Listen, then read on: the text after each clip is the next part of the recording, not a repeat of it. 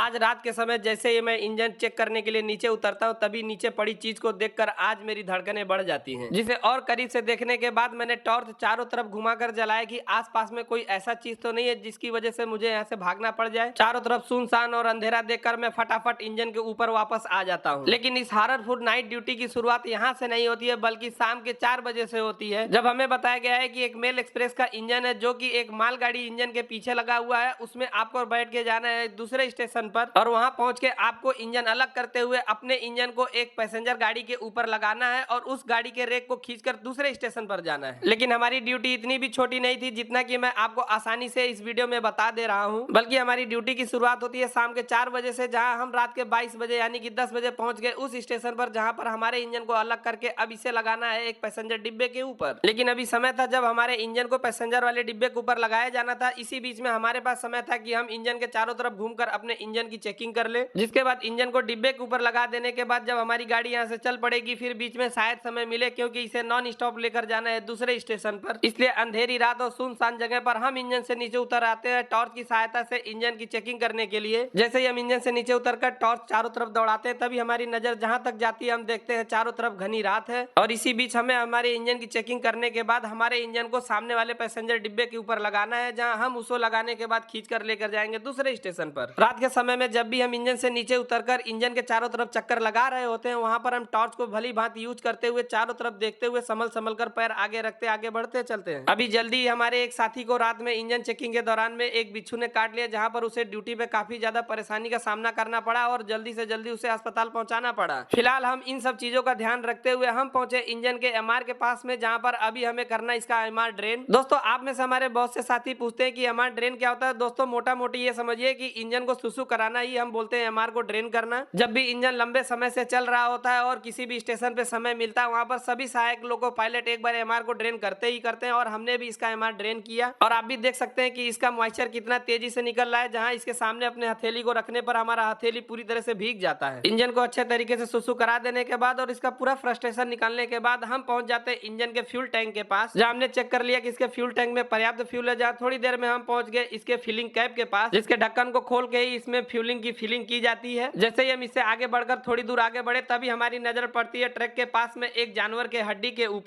के ऊपर ताजे खून और मांस को देख के ऐसा लग रहा था कि मानो इस हड्डी को अभी अभी मांस से अलग किया गया हो। जिसके बाद टॉर्च की सहायता से चारों तरफ हमने भी नजर दौड़ाते हुए चेक किया कि कहीं कोई ऐसा जानवर तो नहीं है जो हमें भी क्षति पहुंचा दे। लेकिन रात बहुत ज्यादा घनी थी जहां हमें दूर कुछ भी साफ साफ नजर नहीं आ रहा था, इसीलिए हमने हड्डी को वहीं पर छोड़कर हम टॉर्च की सहायता से दौड़कर आ जाते हैं अपने इंजन के अंदर।